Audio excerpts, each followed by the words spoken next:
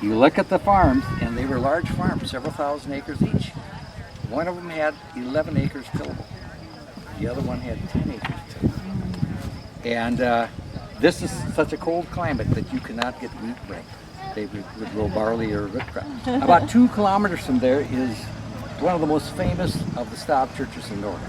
It's the Morgan Stop Church.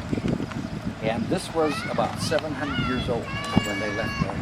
On the Nessie farm, there's a grave that goes back to, they figured the Bronze Age, and the Bronze Age was 1200. The United States government acquired 11 million acres of land about a mile and a half down the river here, or down the road. They settled here, and part of the settlement at that time, the Homestead Act, was you could buy 160 contiguous acres for $1.25 an acre. So they bought 3 farms in a row. The Swampy Farm is a mile down here. We come right into it. Then the next farm west is the Riddegard Farm, and the next farm west is the Nessie Farm. I own the Nessie Farm, and I think what's unique about it is that 157 years later, all 3 farms are still owned by those 3 families. And my one son, Eric, is the 5th generation to be farming our land. We moved into an old log house that happened to be vacant, a 2-room house. In this room, 4 families moved in. Peter Nielsen and Peter Spokane and families Moon and John Nicegoon and our family in the other room. So there were 4 families.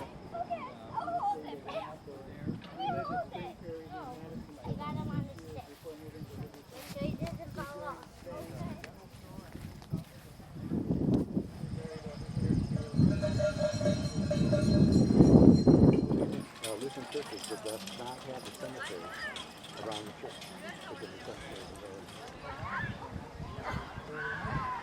And Mary Kay.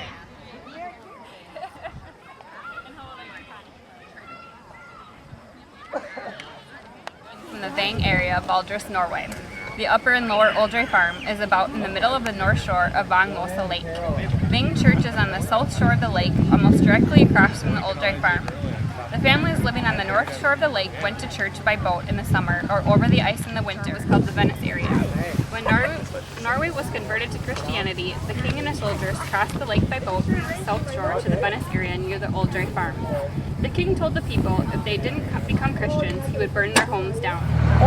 This is Ole Knuts's tombstone, and he was born in 1827, and he died in 1890. Homesteaded the farm directly across the road in 1856. Karen Gazadon was his wife. She came from Norway, Valdres in Norway also, and this is their wedding picture. And it is we have a bigger one that is the real thing. My father, Archie, behind his sister Margaret, my aunt, and my other sister, Aunt Janice, Jensina, was here, and then my Aunt Irene. So those were the 4 children of Mike Dalbutton, who was my grandfather, and my grandmother, Theodora.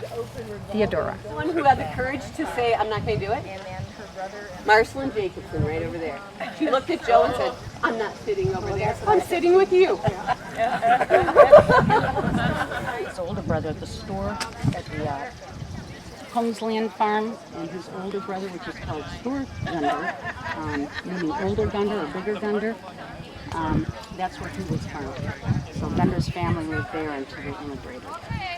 Upon their decision to immigrate, Anna and Gunder checked out of the parish on April 11th. He was born at sea. However, I found her baptism records in the Vang brother Nels, who farmed just along 56 in Warsaw Township, and also another brother, Anders, who lived pretty much right across from where the Vang Church is now. Joe Jacobson. The Jacobsons have been in America since 1844. Adolf had a dairy herd and sold bottled milk in Dawson. After 8 years, the family got lonesome for their relatives in Goody County, and in 1916 bought a farm near Denison. They loaded the cows on a boxcar and took them by rail to Denison. My dad rode on the train to care for the cows. When they got to Denison, they herded up 2 miles south to the new farm where John Stordahl lives now. mom and dad taking them to Wayne's Corner, where Pastor B.J. Blickstead picked them up on his way to Erlon Saturday morning for confirmation class.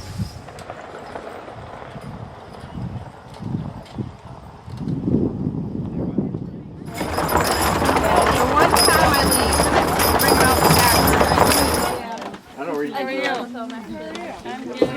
know you were saying you had to leave after a while. I don't know. Let's go.